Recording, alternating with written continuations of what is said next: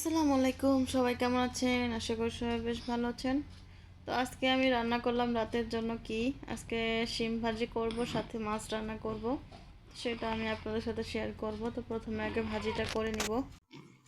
তো এখন ভাজিটা আগে করে নিব। তো এখানে আমি পেঁয়াজ আর কাঁচামরিচ ভেজে নিলাম। তো এখন সিম আলুগুলো দিয়ে দিলাম এখানে। তো সিম আলু আজকে ভাজি করব, সাথে তেলাপিয়া মাছ ভুনা করব রাতের জন্য। তো সেটা ভাবলাম যে একটা ভিডিও করে দেই।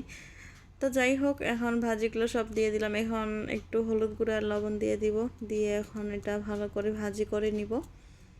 তো যাই হোক, ভালো করে একটু নাড়াচাড়া দিয়ে দিলাম। তো এটাতে পানি দিব না একটুও, যেহেতু এটা ভাজি করব আজকে, পানি দিব না একটুও।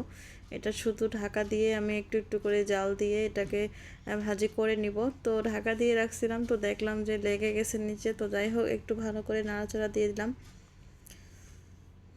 তো সিম ভাজি বা যে কোনো ভাজি একটু লেগে যায়। তো যাই হোক, এটা নাড়া দিলাম। এখন দেখেন ভাজিটা কিন্তু আমার প্রায় হয়ে গেছে। তো এইভাবে আমি ভাজিটা নামাই নিব। তো ভাজিটা অনেকটা লেগে গেছে নিচে, তো এটা হয়ে গেছে। ভাজিটা আমি এভাবেই রেখে দিব, তারপর আমি মাছটাও রান্না করে নিব। তো যাই হোক, ভাজিটা হয়ে গেছে, তো এখন মাছটা রান্না করব।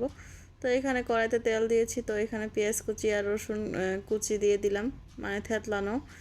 তো যাই হোক, মাছ ভুনাতে আমি রসুন থেতলাই দেই, অনেক সময় বাটাটাও দেই। তো যাই হোক, আজকে এটাই দিলাম, দিয়ে এখন ভালো করে একটু নাড়াচাড়া দিলাম। নাড়াচাড়া দিয়ে এখন ভালো করে একটু লাল লাল করে ভেজে নিব, দিয়ে তারপর এখানে মশলাপাতি আর কি সব দিব।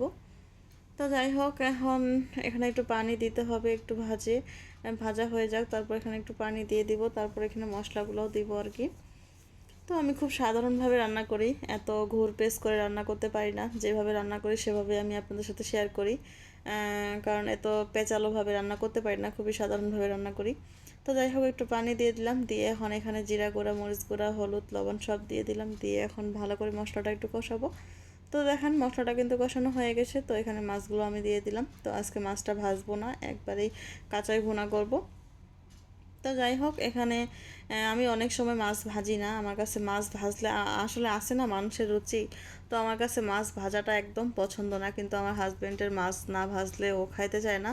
তো যাই হোক, আজকে রান্না করলাম এভাবেই নিজের পছন্দে। তো ইনশাল্লাহ খাবে, হয়তো খুবই কম, এক পিস হয়তো খাবে। তো যাই হোক, এখন মাছটা ভালো করে একটু ভুনা করে নিব, মানে একটু ভালো করে কষাই নিব, তারপর এখানে আমি পানি দিব। তো যাই হোক, মাছটা কিন্তু প্রায় কষানো শেষের দিকে, দেখতে পাচ্ছ যে তেল উঠে চলে আসছে। তো মাছটা একটু, যেহেতু কাঁচা রান্না করতেছে, ভাজি নাই, তো একটু ভালো করে কষাইতে হবে যেন গন্ধ না থাকে।